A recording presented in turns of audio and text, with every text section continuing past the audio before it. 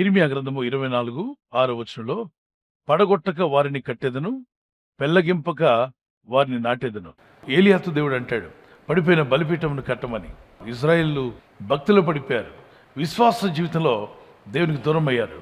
పడిపోయిన స్థితి నుండి వారిని ఏలియా ద్వారా దేవుడు మళ్ళీ కట్టించడానికి దానికి సాదృశ్యంగా ఒక్కొక్క గోత్రానికి సాదృశ్యంగా ఒక్కొక్క రాయి తీసుకొచ్చి 12 రాళ్ళు పెట్టి ఇజ్రాయేలు గోత్రాలన్నీ కూడా మళ్ళా తిరిగి నిలబడాలి, దేవుని కొరకు నిలబడాలి, వీళ్ళు ప్రార్థించేవారుగా ఉండాలి, విశ్వాస వీరులుగా మారాలి అని చెప్పి పడిపోయిన స్థితి నుండి వారిని లేవనెత్తాడు. ఆ తర్వాత ఆ బలిపీఠం కట్టిన తర్వాత గొప్పగా అద్భుతకార్యం జరిగింది. ఒక సూపర్ న్యాచురల్, ప్రకృతి అతీతమైన ఆశ్చర్యం జరిగింది. ఆకాశం నుండి అగ్ని రావడం ఏంటి? ఆకాశం నుండి అగ్ని రాదు కదా. కానీ మనుషులు ప్రమేయం లేకుండా, ఎవరు నిప్పు రాజు పెట్టకుండా ఆకాశం నుండి అగ్ని దిగి వచ్చింది. ప్రార్థనకు ముందు పడిపోయిన గోత్రాలను, పడిపోయినటువంటి ఆ బలిపీఠాన్ని కట్టాడు. దేవుడు అద్భుతం చేయాలి, ఒక ఆశ్చర్యకారం జరిగించాలని మీరు ఆశపడితే మీరు చేయవలసింది ఒక ప్రకృతి అతీతమైన సూపర్ న్యాచురల్ మిరకల్స్ మీ జీవితంలో జరగాలని మీరు ఆశిస్తూ ఉంటే ఈ పని మాత్రం ఖచ్చితంగా మీరు చేయాలి. పడిపోయిన ఆ ప్రార్థన జీవితాన్ని కట్టండి.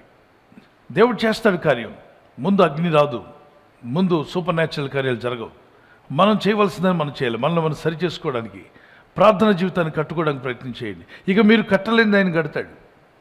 అందుకే ఏలియా, దేవా మీరే కట్టండి, ఈ గోత్రాలు 12 గోత్రాలకు సాదృశ్యంగా ఉన్నటువంటి 12 రాళ్ళు తీసుకొచ్చి మీరే మీ దూతలను పంపి బలిపీఠం కట్టించుకోదేవా అనలేదు.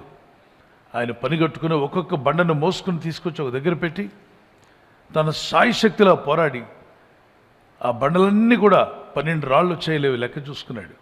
ఆ తర్వాత ఆ బలిపీఠం మీద చేర్చవలసినవన్నీ చేర్చి ఏర్పాటు చేసి అప్పుడు దానికి దూరంగా మోకరించి ప్రార్థన చేశాడు. పరలోకమందున్న తండ్రి, నా ప్రార్థన ఆలకించి ఇదిగో ఒక అద్భుతం చేయండి అని మొరపెట్టాడు. అతను చేసిన ప్రార్థన దేవుడు విన్నాడు. ముందు తను చేయవలసిన పని చేసిన తర్వాత ప్రార్థించాడు. మనలో చాలాసార్లు మనం చేయవలసింది చేయకుండా అంతా దేవుడే చేయాలని ఆశపడతాం. అది మన పొరపాటు. పడిపోయిన వాటిని నిలబెట్టండి. పడిపోయిన మీ ప్రార్థన జీవితాన్ని స్టార్ట్ చేయండి. ఆగిపోయిన మీ ఆత్మీయ విశ్వాస జీవితాన్ని ప్రారంభించండి. అడగండి, ప్రభా ఈ పడిపోయిన స్థితి నాకు ఉండొద్దు. ఆత్మీయంగా కానీ, ఆర్థికంగా కానీ, మానసికంగా ఏ విషయంలో కూడా మేము పడిపోయిన స్థితిలో ఉండొద్దు. మేము నిలబడాలి, 10 మందిని మేము నిలబెట్టగలగాలి. నేను పోషించబడాలి, అనేకులు నేను పోషించగలగాలి. నేను కాపాడబడాలి, అనేకులు నేను కాపాడాలి. నన్ను స్థిరపరచుదేవా, నా కుటుంబాన్ని కట్టండి, నా ఇంటిని కట్టండి, మా జీవితాలను స్థిరపరచమని దేవుని మీద ఆధారపడి విశ్వాసంతో ప్రార్థించండి.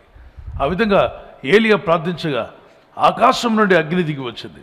It's a super natural miracle coming fire from heaven. It's not easy thing. అది ఊరికే జరిగేటువంటి పని కాదు. అది నిజంగా దేవుడు కలుగు చేసుకున్నాడు. ఎప్పుడు ప్రార్థనకు జవాబిచ్చాడు? బలిపీఠం కట్టాక, కట్టకముందా? కట్టిన తర్వాత. కట్టింది ఎవరు? ఏలియా. అగ్ని పంపింది ఎవరు? దేవుడు. ముందు అగ్ని రాలేదు, ముందు కట్టబడడం జరిగింది. అంటే మన జీవితాల్లో విశ్వాసంలో కానీ, భక్తిలో కానీ, ప్రార్థనలో కానీ ఏ విషయంలో అయినా పడిపోయి ఉంటే దాన్ని మీరు నిలబెట్టుకోండి. ఆ తర్వాత మహోన్నతమైన అద్భుతమైన కార్యాలు మీలో, మీ కుటుంబంలో ప్రభు జరిగించబోతున్నాడు. ఆయన జరిగించి తీరగలడు. దేవునికి స్తోత్రం కలుగును గాక. ప్రార్థన చేసుకుందాం. చేతులు ప్రభా, ఈ వాక్యోపదేశం విని ఎవరైతే ప్రార్థిస్తున్నారో వారి ఆత్మీయ జీవితాన్ని రీబిల్డ్ చేసుకోవడానికి సాయం చేయండి. ఆ విశ్వాస యాత్రలో మరలా తిరిగి స్టార్ట్ అవటకు సాయం చేయండి. పడిపోయిన ఆత్మీయ జీవితాన్ని మళ్ళీ తిరిగి నిలబెట్టుకునే కృపనివ్వండి. ఈ రాత్రి నెమ్మదితో పండుకొని సురక్షితంగా కాపాడబడినట్లుగా నీ అగ్ని కంచి వేసి మమ్మల్ని కాపాడండి. మీ చిత్తములో కొనసాగే కృప మా అందరికీ దయచేయమని యేసుక్రీస్తు ప్రశస్త నామములో మీరందరికీ చక్కని నిద్ర దయచేసి తెల్లవారు లేచి కృపను మాకిమ్మని క్రీస్తు నామములో అడిగి వేడుకుంటున్నామా పరలోకపు తండ్రి. ఆమేన్, ఆమేన్. ఈ వాగ్దానాన్ని మీతోనే ఉంచుకోకుండా లైక్ చేయండి, షేర్ చేయండి. అనేకులు ఈ యొక్క ఛానల్ సబ్స్క్రైబ్ చేసుకోమని తెలియపరచండి. సబ్స్క్రైబ్ చేయని వారు కూడా సబ్స్క్రైబ్ చేయండి. Good night. God bless you.